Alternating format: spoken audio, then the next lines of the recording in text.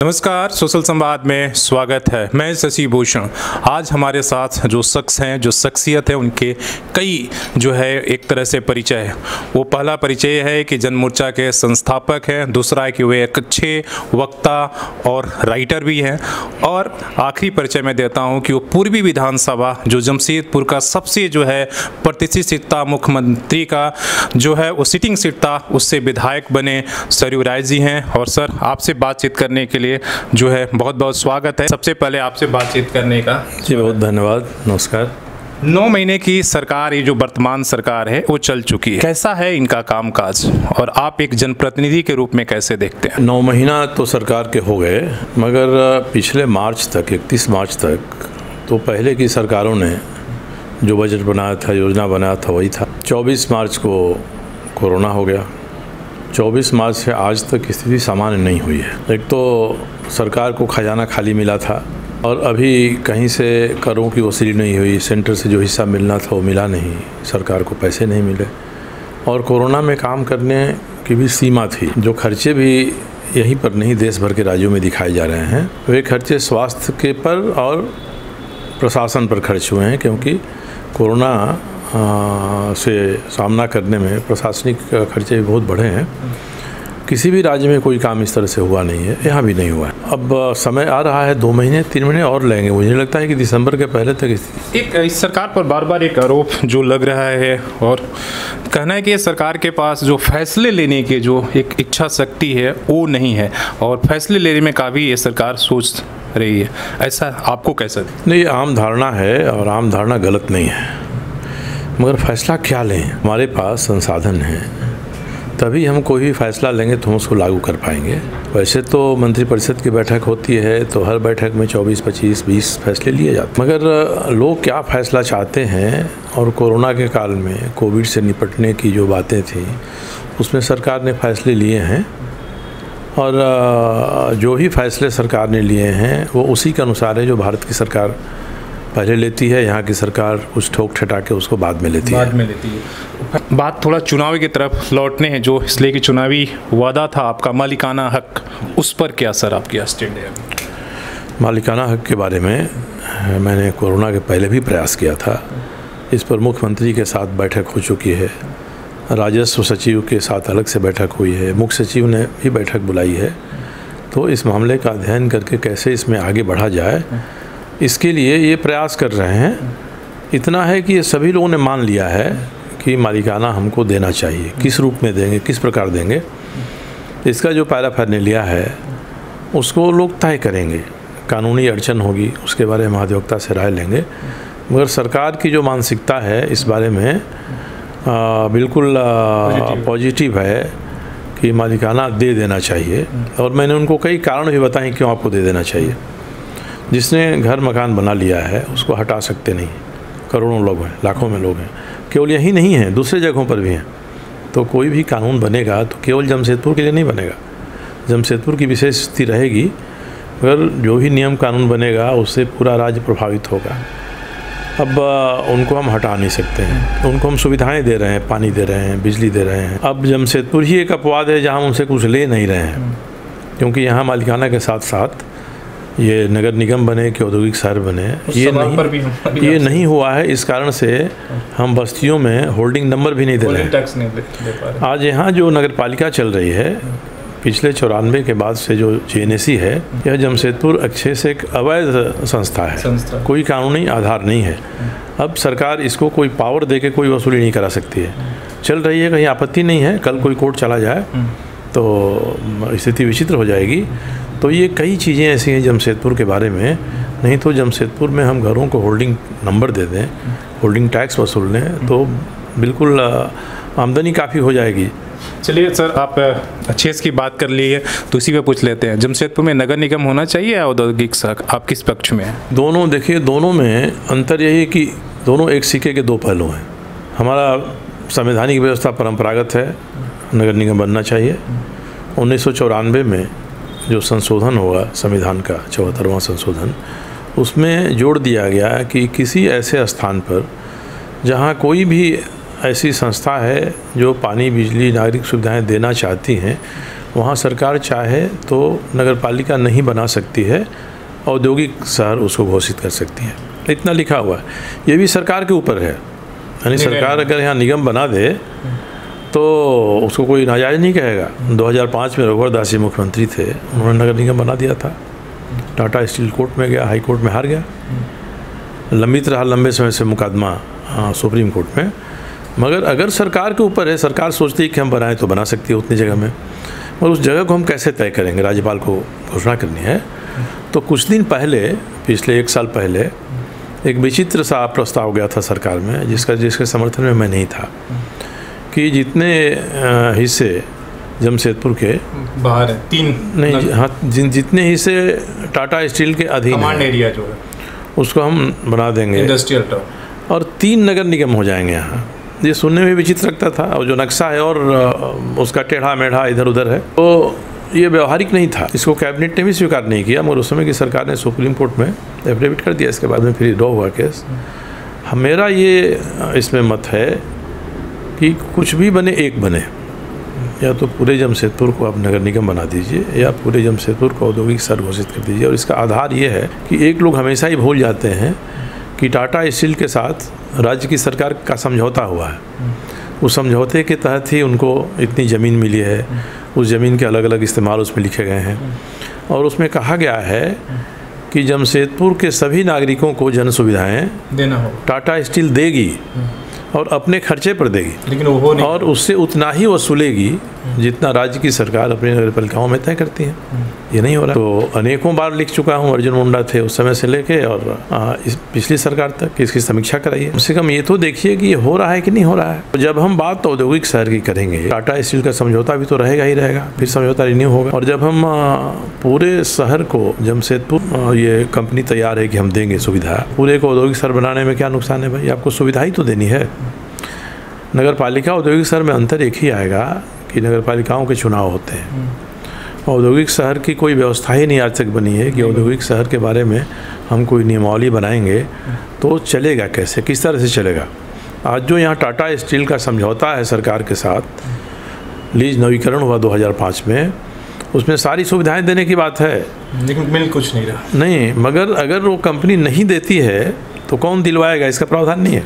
तो मान लिया जाता है हर मर्ज की दवा डीसी है, लोग डीसी के यहाँ पहुँचते हैं, डीसी के हाथ बंधे हुए हैं। तो ऐसा समझौता जो कैसे लागू होगा इसका प्रावधान ही इसमें नहीं है। और मैं इसके बारे में कुछ बोलता हूँ तो आम धारणा बनती है कि मैं टाटा स्टील के खिलाफ़ हूँ, मगर मैं तो सही बात कहता हूँ। और कोई ये बता दे कि ये समझौता भी बरकरार रहेगा और नगर निगम बनेगा, नगर पालिका बनेगी, तो एक ही शहर में हम 2 व्यवस्था कैसे चलाएंगे? एक शहर में एक व्यवस्था रहनी चाहिए, या तो आप नगर निगम बना दीजिए या औद्योगिक शहर बना दीजिए। और मुझे नगर विकास विभाग के सचिव ने 15 दिन पहले एक मीटिंग मैंने की, उसमें कहा कि 2 महीने में हम लोग यह कर देंगे। अब 2 महीने में क्या करते हैं, उनका कहना था कि जब अर्जुन मुंडा जी 2013 में मुख्यमंत्री थे तो उस समय एक प्रस्ताव उन्होंने बनाया था कि पूरे शहर को औद्योगिक शहर घोषित कर दीजिए। तो वो अगर है तो उसके आधार पर बढ़ते बनते हैं, तब छोटी छोटी चीज़ों को उसमें से तय करना पड़ेगा कि आखिर लोग बसते हैं, रहते हैं, तो किसी न किसी रूप में उनका भी तो थोड़ा अधिकार होना चाहिए कि हमको जो सुविधाएं मिल रही हैं उन पर हम टिप्पणी कर सकें, उनके बारे में कहीं शिकायत कर सकें, उनके बीच का कोई एक आदमी रहे जो भी व्यवस्था बनेगी औद्योगिक शहर की, वहाँ तक इस बात को पहुँचा सके। ये कैसे होगा, यही तय करना बाकी है। तो ये तय हो जाएगा तो औद्योगिक शहर और इसका झमेला भी ख़त्म हो जाएगा, और मुझे लगता है कि मालिकाना का भी मामला बहुत हद तक सुलझ जाएगा इससे। एक सवाल और है सर, चुनाव के समय इसलिए कि आक्रोश के खिलाफ आपको काफ़ी लोगों ने वोट किया था। कहना ये है कि अभी भी जो है जो गुंडा राज या क्राइम बढ़ा हुआ या भू माफिया को लेकर पिछले दिनों भी हुआ, आप भी उस पर बहुत कुछ बोले।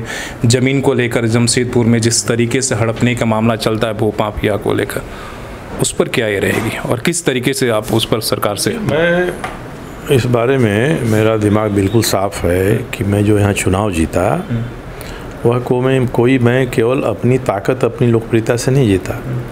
लोगों ने मुझे जिताया क्योंकि लोग कुछ चाहते थे, वो 20-25 वर्षों से नहीं हो रहा था, उल्टे समस्याएं बढ़ती जा रही थीं, तो इसलिए लोगों ने मुझे जिताया।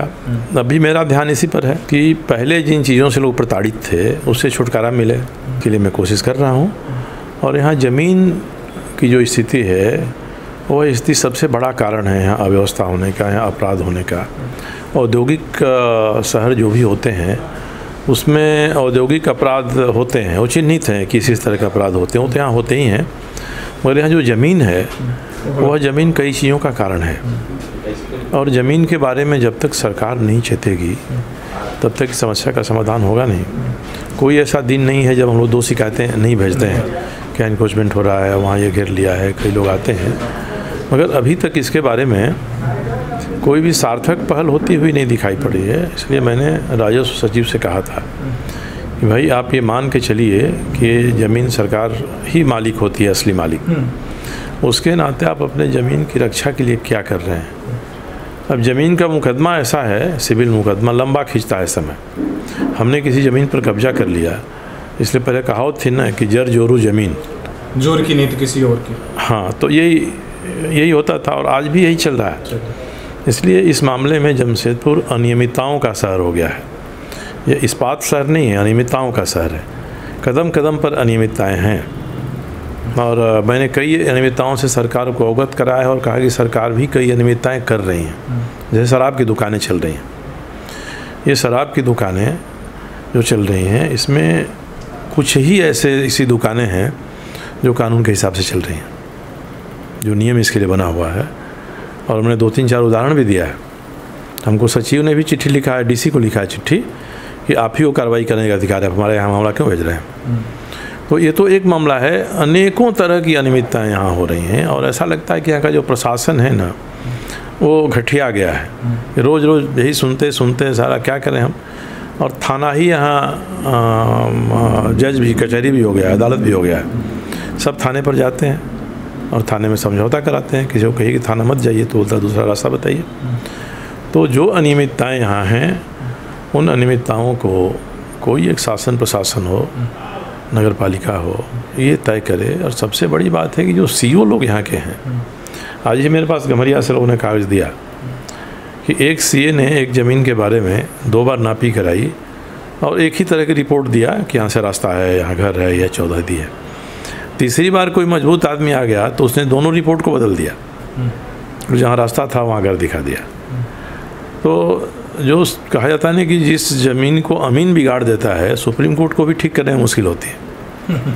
तो इसलिए ज़मीन से जुड़ी हुई जो यहाँ समस्याएं हैं, इसको बढ़ाने में जो मजबूत लोग हैं और जो मेधावी लोग हैं, ये दोनों लगे हुए हैं संरक्षण देकर, इसलिए कि हाँ, संरक्षण देकर कहीं ना कहीं। और वे नहीं, इसमें उनका निहित स्वार्थ ये है कि अनियमितता वो खुद बड़े पैमाने पर करते हैं ताकि हमारी अनियमितता भी, जो आम लोगों की समस्या है अनियमितता है, उसमें ठक जाए। हमारी आम लोगों के लिए सरकार अनियमितता को कभी माफ़ करेगी तो हमारा भी माफ़ कर देगी।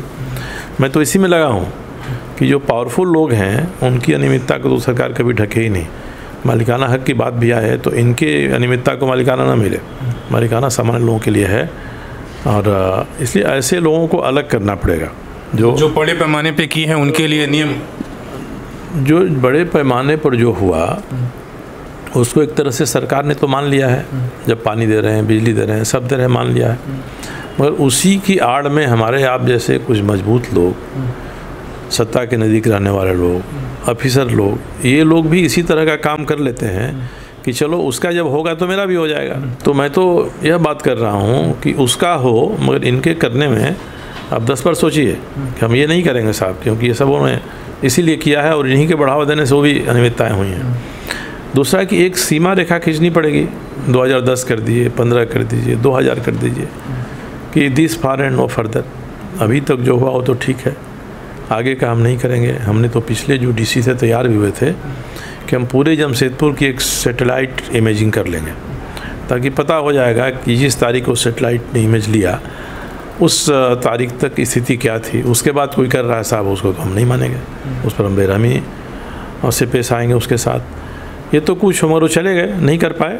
अब दूसरे डीसी आए हैं, मैंने कल मीटिंग रखवाई है उनके साथ जेएनएससी की, कि भाई एक बार जेएनएससी जिस तरह से चल रही है, अनियमित अवैध संस्था जो काम कर रही है, ये जब तक है तब तक काम तो सही तरीके से करे। एक बयान और बहुत चर्चा में है, चुनाव के समय था कि आपने 2 मुख्यमंत्रियों को जेल भिजवाया था और तीसरे को भी 2-3 महीने के अंदर, तो 9 महीने बीत गए हैं उस पर। जो 2 मुख्यमंत्री गए, कोई भी 2-3 महीने में नहीं गया। लालू जी के खिलाफ मैंने मामला 1994 में उठाया, उसका फैसला 2013 में आया। बीच में सीबीआई ने केस किया तो कुछ दिन के लिए जेल गए, बाहर आ गए। मधु कोड़ा का मामला मैंने उठाया था तो 2-3 साल लगे उसमें भी, अभी भी मामले चल रहे हैं। क्योंकि किसी को मैं जेल नहीं भेजता हूँ, जेल जाने का काम जो करता है जेल वही जाता है। तो जो जेल जाने का काम किया है थोड़ा सब्र रखे कि भाई हमको जाना ही पड़ेगा, तो उचित समय आएगा उसके लिए और वह हो जाएगा। गलत किया तो आप चुप क्यों थे? 5 सालों तक तो साथ में थे। 5 सालों में मैंने कितना विरोध किया। मैंने उनसे अकेले में जाकर घर में कहा कि खान विभाग में आप जो कर रहे हैं, अब जेल जाने का रास्ता तैयार कर रहे हैं। कैबिनेट के बाद मैंने मुख्य सचिव, वहाँ के विकास सचिव, ये सबों की उपस्थिति में, जहाँ सीपी सिंह भी थे मंत्री, इन्हीं के चैम्बर में इनके सामने, और मैंने इनके प्रधान सचिव को कहा कि अब जो करा रहे हैं इनसे, वो जेल जाने का रास्ता तैयार कर रहे हैं। तो हम तो उनके सामने कहते थे, कैबिनेट में विरोध करते थे। एक बार कैबिनेट में मैंने कहा कि मैं इसका समर्थन नहीं करूंगा क्योंकि मैं जेल नहीं जाना चाहता हूं। तो उनका कौन ऐसा काम है गलत जिसका मैंने विरोध नहीं किया है? मेरी 100 की संख्या में चिट्ठियां होंगी, उनको शौक़ होगा तो मैं उन चिट्ठियों को पब्लिश करा दूंगा कि भाई ये मैंने आप इसी समय पर मैंने आपको चेताया, आपके सचिव को चेताया, आपके प्रधान सचिव को चेताया, तभी ये गड़बड़ियाँ जारी रहीं। तो एक बड़ी किताब बन जाएगी, अपनी चिट्ठियों को मैं निकलवा दूँ। आप कह रहे हैं तो मैं धीरे धीरे अपने वेबसाइट पर डाल दूंगा, कोई उसको देखकर शौक़ पूरा कर सकता है। झारखंड मोमेंटम रोजगार का सृजन था या भ्रष्टाचार, आप क्या मानते हैं? देखिए, उसका लिफाफा तो रोजगार का सृजन था, मगर रोजगार के सृजन करने में नीति और नीयत दोनों पक्की नहीं रहेगी तो रोजगार का सृजन संभव नहीं है। रोजगार का सृजन एक बार में नहीं होता है। टाटा स्टील यहाँ आया, उसके बाद से दर्जनों सैकड़ों उद्योग झारखंड में आए। इसके लिए किसी ने मोमेंटम नहीं किया था, न किसी ने कहीं जाकर कोई मीटिंग किया था, ये कुछ नहीं किया था, वो आए। इसलिए अगर यहाँ पर उद्योगों के फलने फूलने का स्वस्थ वातावरण है तो जो पहले से यहाँ उद्योग लगे हुए हैं वही आपके राजदूत साबित होंगे और उनसे बात करके अनेकों लोग यहाँ आ जाएंगे और हम इसको सुधारेंगे नहीं। जो पुराने उद्योग हैं उनकी हालत ख़राब होती जाएगी, उनकी नीति को हम पर अमल नहीं करेंगे और चाहेंगे कि दूसरे आ जाएं, ये संभव नहीं है। होता क्या है, मधु कोड़ा के समय भी ऐसा ही हुआ था कि कुछ लोगों ने उनको घेर लिया था। इस समय भी दुनिया की सबसे प्रमुख 4 संस्थाएं हैं, बिग 4 कहा जाता है उनको। ऑडिट अकाउंट के क्षेत्र में पहले थी, आजकल तो सत्तू बेचने के काम में भी परामर्श देने लगी हैं। वो हैं, कुछ औद्योगिक संगठन थे, इन्होंने एक सब्ज बाग दिखाया कि ऐसा ऐसा करेंगे तो लोग आएंगे। आजकल तो साहब इंटरनेट का ज़माना है, डिजिटल दुनिया है, आप में कोई विशेषता है तो सेकंड भर में दुनिया भर में फैल जाएगी। तो उसका इस्तेमाल नहीं करके शौक़ अपना पूरा करें कि हम दूसरे देशों में जाएं और बिग 4 वालों के साथ मिल के, उनके क्लाइंट हैं सब जगह, जो दुनिया की 4 बड़ी ऑडिट अकाउंट फर्म हैं, उनके क्लाइंट दुनिया भर में पसरे हुए हैं। तो अपने क्लाइंट को कहेंगे तो 20 लोगों की मीटिंग अरेंज कर देगा, वहाँ यहाँ हिंदुस्तान में भी कर देगा, हिंदुस्तान के बाहर भी कर देगा। तो ये जो हो रहा है वो वास्तविकता है कि दिखावा है, जो इसमें अंतर नहीं कर पाएगा तब ऐसा ही मोमेंटम होगा। अगर बजट है 30 करोड़ का और मोमेंटम का बजट बढ़ के चला गया 300 करोड़ का, किनको जाना चाहिए? अगर घर के इट्टू बिट्टू टिट्टू टुनटुन मुनमुन ये सब लोग विदेश यात्रा करने लगेंगे मोमेंटम के नाम पर तो उसका कोई नतीजा नहीं आएगा। इसलिए नतीजा नहीं आया क्योंकि इसको इस तरीके से नहीं आना था, इसका तरीका दूसरा होता है। ये जो बिग 4 हैं ये सभी राज्यों के परामर्शी हैं और सब राज्यों के मुख्यमंत्रियों को चाहते हैं हम बाहर ले जाए घुमाएं और उनका क्लाइंटेल एक ही है, मीटिंग एक ही कराते हैं वो। तो जो इस बात को जो बात को नहीं समझ पाएगा कि हम इनके माया जाल में फंस रहे हैं तो नतीजा ऐसा ही होगा, नहीं आया। और बात जो होती है कि कौन अरविंद मिल्स कौन कौन आ गया, तो हमने उनको कितना दिया, जितने रोज़गार वो दे रहे हैं उन पर सरकार कितनी सब्सिडी दे रही है, और सरकार एक आदमी पर जितनी सब्सिडी दे रही है उससे अधिक अगर वो वेतन दे रहा हो तब तो होगा कि हमको रोज़गार मिल गया साहब। तो आपका पैसा माल महाराज का मिर्जा खेले होली, आपने मुफ्त में बहुत महत्वपूर्ण कीमती ज़मीन दे दी उनको, उनकी सब्सिडी के नाम पर उतना पैसा दे दिया कि उसके माध्यम से वो वेतन दे रहे हैं और उसी को कह रहे हैं कि रोज़गार का सृजन हो गया। तो ये रोज़गार का सृजन नहीं कहा जाएगा। और कोई भी मिल्स अरविंद मिल्स रहेंगी तो ठट के रहती। आखिर 9 महीने में इस सरकार ने कहीं बदलाव तो नहीं किया, जो पहले की सरकार ने किया था उससे कहीं बदलाव नहीं किया।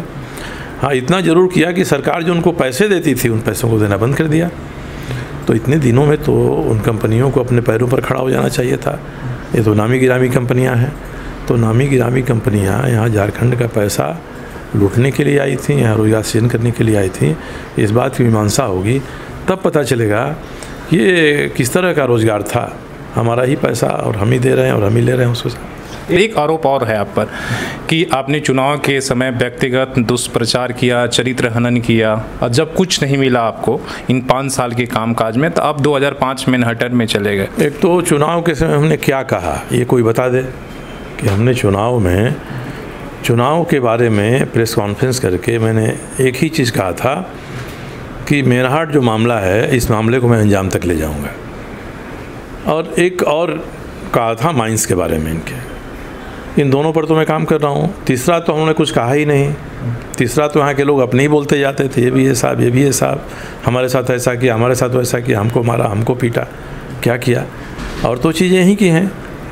यानी जिस व्यक्ति ने गाली गलौज किया रंगदारी वसूलने के लिए एक बिल्डर से, उसके एक हफ्ता बाद ही अगर वो विधायक प्रतिनिधि हो जाता है तो मामला तो आज भी अभी भी है। अगर हमारा आपके घर का कोई बेटा बेटी कोई किसी को भद्दी गाली दे रहा है और वह कोई सुना रहा है ऑनलाइन, तो ये कोई हमने तो नहीं करा है। तो बाकी तो जो यश कीर्ति उनकी फैली थी जमशेदपुर में, लोगों ने उसका बखान करते गए। और हमने तो यही कहा था प्रेस कॉन्फ्रेंस करके, एक माइंस का और दूसरा मैनहट्टन का तो मैंने कर दिया। किताब आई मैनहट्टन। और मैं तो ये कहता हूँ ना, इन्हीं को नहीं, मैं अमित शाह से लेके JP नड्डा तक सबको कहता हूँ कि मैंने 250 पेज की जो किताब लिखी है उस किताब में एक भी शब्द आप अनुचित बता दीजिए कि आपने गलत लिखा है, ये आपने गलत निष्कर्ष निकाला है। क्योंकि हमारे सारे निष्कर्ष फाइलों के भीतर जो कागजात हैं उनके आधार पर हैं। कोई न मनगढ़ंत हैं न कोई हमने अपना निष्कर्ष निकाला है। जैसा कहता है सामने उसको रख दिया है। वो खुद ही बता दें कि इसमें अमुक चीज़ है जो गलत है। जब गलत नहीं है तब ये किए कि अर्जुन मुंडा भी नहीं पकड़ा, हेमंत सोरेन पेमेंट कर दिए, तो वो कैसे हुआ? इसके कारण से आप तो नहीं बच सकते हैं ना। उसमें कितने षड्यंत्र हुए। विधानसभा में झूठ बोला इन्होंने, कहते नहीं बोला हमने कि टेंडर मांगा गया था 3 लिफाफे में, एक योग्यता का, एक वित्तीय आकलन का और एक टेक्निकल योग्यता का। विधानसभा में कहा कि 2 ही लिफाफे में मांगा था हमने साहब, वित्तीय और तकनीकी। लिफाफा योग्यता का गोल, क्योंकि वो योग्य था ही नहीं, अयोग्य था। तो जहाँ जहाँ भी इन लोगों ने रखा यही बात रखी, 2 लिफाफे में मांगे गए थे। तो ये कह दें कि हमने नहीं कहा था विधानसभा में, विधानसभा की किताब में छपा हुआ है। तो इसके बारे में हम कहते हैं उनको, उसको चुनौती देने का कोई मतलब नहीं है। वो हैं, उनके सैकड़ों लोग हैं यहाँ, कोई हमारी किताब बड़े पैमाने पर बंटी है, दोबारा हमने छपवा के रखा है, आपको भी दे देंगे जो ले जाए। उसमें एक बता दे कि एक हमने कोई गलत लिखा है। और जब गलत नहीं लिखा है तो सीधे जेल के दरवाजे पर चले जाना चाहिए, कहने के बेर तुम खोल दो, मैंने गलती कर दी है, मैं अंदर जाना चाहता हूँ। चलिए, बहुत बहुत धन्यवाद। आपने तमाम आरोप प्रत्यारोपों पर बड़ी बेबाकी से जवाब रखी। वो जो सवाल थे उन सभी पर उन्होंने बड़ी बेबाकी से अपनी राय रखी और आने वाला वक्त बताएगा। और आज भी सर उस सवालों पर जो चुनाव के समय उठाए थे उस पर अडिग है। वो मलिकाना हक का सवाल हो या मैनहट्टन का मामला हो, मैनहट्टन जांच का मामला हो या भ्रष्टाचार से लड़ने के, उन तमाम सवालों पर अडिग है। और आने वाला वक्त बताएगा कि इस मामले में क्या कुछ होगा। अपने सहयोगी CS राममूर्ति के साथ मैं शशि भूषण, सोशल संवाद न्यूज़ झारखंड।